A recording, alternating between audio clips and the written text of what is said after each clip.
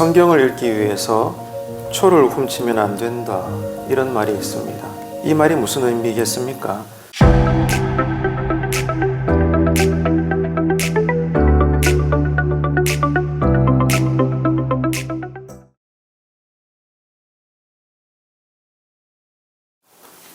성경을 읽기 위해서 초를 훔치면 안 된다, 이런 말이 있습니다. 성경을 읽는 것은 참 귀한 것이고 하나님의 뜻인데 너무 어두우니까 빛이 있어야 성경을 읽을 수 있으니까 양초 하나를 훔쳤단 말입니다. 그래서는 안 된다는 뜻이죠. 이 말이 무슨 의미겠습니까? 선한 목적을 위해서 잘못된 방법을 써서는 안 된다는 그런 교훈이 되겠습니다. 오늘 본문에서 다윗이 실수한 경험을 통해서 아무리 선한 목적이라도 먼저 하나님의 뜻이 있고 또 일을 함에 있어서 하나님이 정하신 방법이 있는데 목적이 선할지라도 하나님이 지정하신 방법을 따르지 않는 그런 행위에 대해서는 하나님께 합당하지 않다는 것입니다. 이것이 오늘 본문에서 알 수 있는 내용이죠. 그렇기 때문에 오늘 또 우리가 신자로서 삶에 있어서 어떤 일이든지 간에 오늘 이 하루 속의 모든 일들이 하나님의 뜻을 알고 또 하나님의 정하신 방법에 따라 삶을 살 수 있는 말씀을 따라 순종하는 이 하루에 저와 여러분의 성도된 삶이 되시기를 바랍니다. 구약시대 때 법궤라는 것은 하나님께서 임재하시는 강력한 그 상징을 의미하는 거룩한 것이었습니다. 그리고 예루살렘은 이스라엘 신앙의 심장과도 같은 중심지였습니다. 그래서 다윗은 오늘 본문에서 하나님의 이 법궤를 예루살렘 성으로 기쁜 마음으로 옮기려고 했습니다. 이유는 하나밖에 없습니다. 하나님을 향한 사랑과 열정의 강력한 표현이었던 거죠. 다윗은 이처럼 언제나 하나님을 가까이 모시려고 했고 항상 하나님과 함께 거하기를 원했습니다. 참 하나님 보시기에 그 마음에 합할 만큼 믿음이 아름다운 사람이었던 것은 분명합니다. 다윗의 이런 하나님을 향한 사랑은 오늘 또 우리가 이 하루를 살아내야 하는 성도들의 모습이기도 합니다. 우리 성도들의 삶이 정상적이라면 다 그렇지 않겠습니까? 하나님과 가까이 하기 위해서 오늘 이 새벽에도 저희들이 기꺼이 예배당에 나와서 예배를 드리는 것이고 또 성경을 읽는 것이고 기도에 힘쓰는 것과 같은 이치인 것입니다. 하나님을 사랑하는 열심과 이 헌신은 모든 성도에게 반드시 필요한 것입니다. 오늘 또 우리가 먹고 살기 위해서 생활의 의식지 문제를 염려할 수 있고 또 고민할 수 있고 그것 때문에 걱정이 되기도 하지만 그러나 언제나 그거와 상관이 없이 저와 여러분은 오늘 이 하루도 다윗처럼 하나님을 가까이 모시고자 항상 하나님과 함께하고자 그 믿음의 열심과 신앙의 헌신을 내는 것입니다. 그래서 이 믿음에서 나오는 하나님을 사랑하는 열심과 헌신은 오늘 또 우리에게 꼭 필요한 것이고 그러한 열정이 없이는 절대로 우리의 신앙이 성장할 수 없다는 것을 우리는 잘 알고 있습니다. 그렇기 때문에 저와 여러분은 오늘도 그렇죠. 이 다윗이 가졌던 하나님을 향한 열정, 이 헌신에서 나오는 선한 의도는 우리가 반드시 본받아야 되는 것입니다. 우리의 삶에서 하나님을 가까이 하고자 하는 이 거룩한 목적과 또 그런 의도를 가지고 다방면에서 우리는 힘쓰고 노력하고 애씀으로써 우리도 이 하루 속에 하나님을 더 가까이 하고자 하는 이 헌신됨, 이 신앙의 열정을 오늘 또 허락해 달라고 이 새벽에 저와 여러분은 간절히 기도해야 되겠습니다. 하지만 오늘 본문에서 이 다윗의 거룩한 실수라고 할까? 어쩌면 어리석은 실수이기도 한데요. 이 다윗의 실수를 통해서 우리가 주의하고 명심해야 될 것이 분명히 있는 것이죠. 하나님을 향한 목적과 의도는 분명히 선한 것이지만 그러나 그 목적과 의도를 가지고 일을 진행함에 있어서 그 과정에 있어서도 뭐가 필요하다는 거죠. 하나님의 뜻을 확인해야 된다는 겁니다. 하나님께서 원하시는 방법이 있다는 거예요. 그러니까 우리가 오늘 또 하나님 앞에서 사는데 하나님을 향한 우리의 믿음의 선한 의도와 목적이 있겠죠. 그 다음에는 그것을 처리하는 모든 삶의 과정들, 일의 방법도 하나님께서 이미 가르쳐 주신 방법대로 우리가 이 하루를 살고 예배드리고 일을 하고 그렇게 헌신해야 된다, 그 말입니다. 하나님께서 원하시는 방법이 있는데 이 원하시는 방법이 아닌 방법을 사용을 해서 은혜로워야 될 일을 그르쳐서는 안 된다는 것이 오늘 이 다윗의 실수를 통해서 우리가 알 수 있는 교훈인 것입니다. 하나님의 법궤를 다윗성으로 모시려고 했던 이 다윗의 기본적인 아름다운 의도, 하나님을 향한 열정, 이 목적은 분명히 선한 것이었습니다. 하지만 이 법궤를 모시고 오는 이 과정에 있어서 하나님의 방법이 아니었다는 거예요.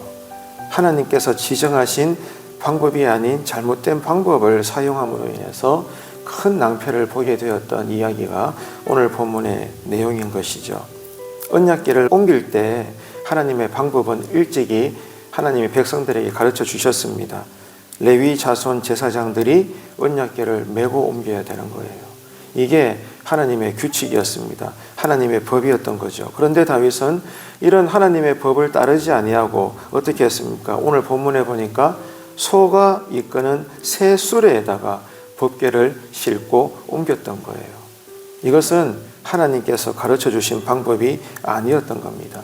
하나님의 임재를 상징하는 강력한 이 거룩한 법궤를 옮기는 이 과정도 하나님께서 가르쳐 주신 거룩한 방법으로 옮겨야 되는데 다윗은 그러지를 못했던 거예요.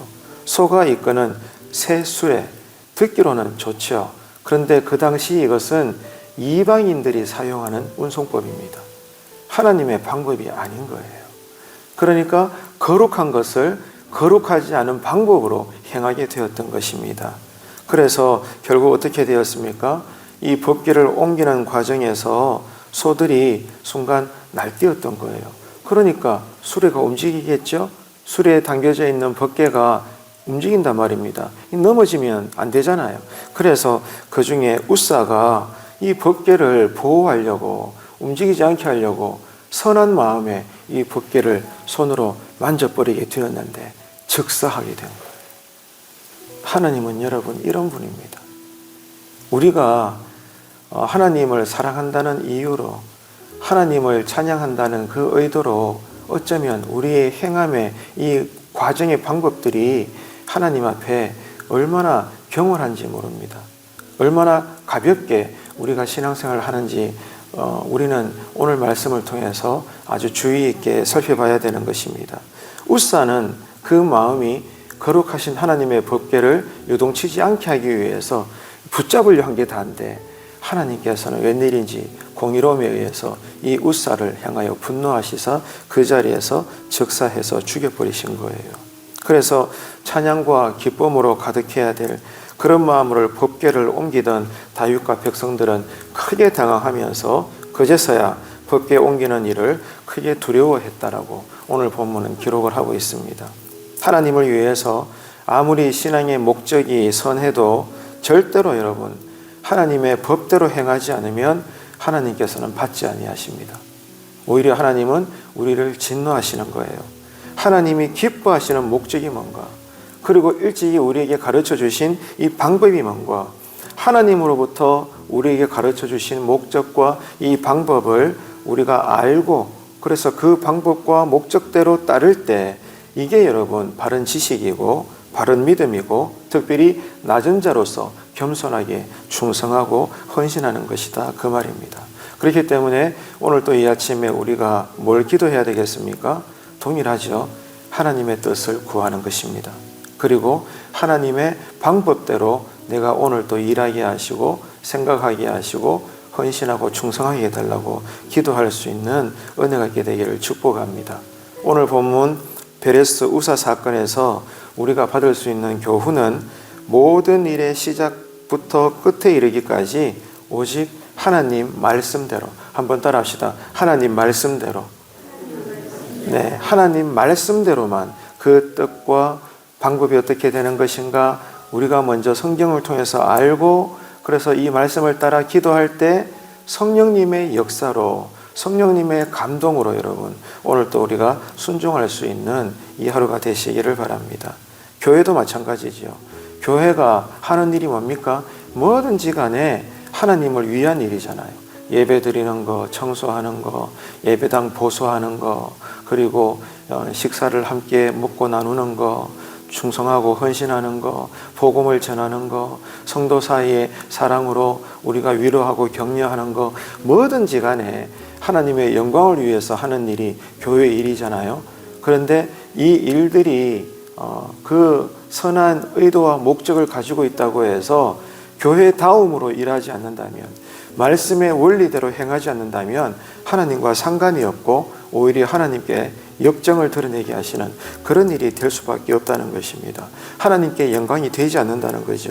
그렇기 때문에 우리가 하나님의 일을 한다고 하면서 하나님의 방법을 모른다? 여러분, 이것만큼 어리석은 교회는 없는 거예요. 그렇기 때문에 세상의 지혜나 방법들, 내 소견대로 일하는 것이 아니라 철저하게 하나님의 뜻을 알고 그 다음에는 하나님께서 말씀하신 방법이 뭔가, 이 방법에 의해서 우리가 예배드리고 일하고 가르치고 배우고 복음을 전할 수 있는 그런 하나님께 영광이 되는 교회의 신앙이 되셔야 하는 것입니다. 그래서 성도는 모든 삶에서 절대로 여러분 세상의 것을 우리가 본받지 말고 오직 하나님의 말씀을 따라, 한 번 더 저를 따라 합시다. 하나님 말씀을 따라. 네, 바로 그것입니다. 하나님의 말씀을 따라 우리가 하나님을 기쁘시게 해드리는 그런 말씀의 삶을 사는 이 하루가 되시기를, 이를 위해서 기도하는 오늘 아침이 되시기를 바랍니다. 이런 말이 있어요. 말씀이 가라는 곳에 가고 말씀이 서라는 곳에 선다. 이런 말이 있습니다. 누가 이런 말을 했을까요? 일찍이 종교개혁가들이 외쳤던 구호입니다. 마치 애굽을 나와서 가나안에 들어가기까지 광야 40년간 이스라엘 백성들은 뭐만 보고 따라갔어요? 하나님께서 보여주신 구름 기둥과 불 기둥이죠. 저들에게 있어서 그 거룩한 기둥은 내비게이션이었습니다. 그래서 구름이 오른쪽으로 가면 백성들도 오른쪽으로, 왼쪽으로 가면 왼쪽으로 방향을 옮기고, 가다가 구름이 서게 되면, 멈추면 백성들도 따라 멈추고 그랬던 것입니다. 그래서 종교개혁자들, 우리 믿음의 선배들의 구호처럼 오늘도 여러분 우리도 이렇게 순종합시다. 말씀이 가라는 곳에 가고 말씀이 서라는 곳에 설 수 있는 이런 믿음의 사람들의 이 하루가 되시기를 축복합니다. 그래서 하나님의 말씀만을 따라서 행하는 것, 이것이 오늘도 성도들에게 주어진 삶이라는 것입니다. 여러분, 성도는요 항상 이런 존재입니다. 자신의 경험과 지식으로 판단하지 않고 오직 하나님의 말씀을 통해서 그 길로만 걷는 사람들입니다. 그래서 여러분, 가장 먼저 신앙의 첫 출발은 말씀에 대한 거룩한 지식입니다. 성경을 손에서 놓지 마십시오. 어떻게 해서라도 성경을 읽고 또 읽고, 왜 읽어요? 깨닫기 위해서. 왜 깨달아요? 순종하기 위해서. 왜 순종해요? 하나님의 기쁘심을 위해서. 이 모든 것 안에 행복과 기적과 능력과 모든 즐거움들이 다 있는 것입니다. 여러분, 그렇기 때문에 우리가 함께 이 아침에 기도하실 때 하나님, 어리석은 나에게, 무지한 우리에게 말씀의 빛이 비추게 하여 주셔서 말씀이 들리게 하시고 읽게 하시고 깨닫게 하여 주셔서 말씀을 따라 기도할 때 성령 충만으로 오늘 또 우리가 하나님의 뜻과 방법대로만 행할 수 있도록 은혜를 주십시오. 이 기도대로 응답받는 역사가 저와 여러분에게 있는 이 아침이 되시고 이 하루가 되시기를 주님의 이름으로 축원합니다.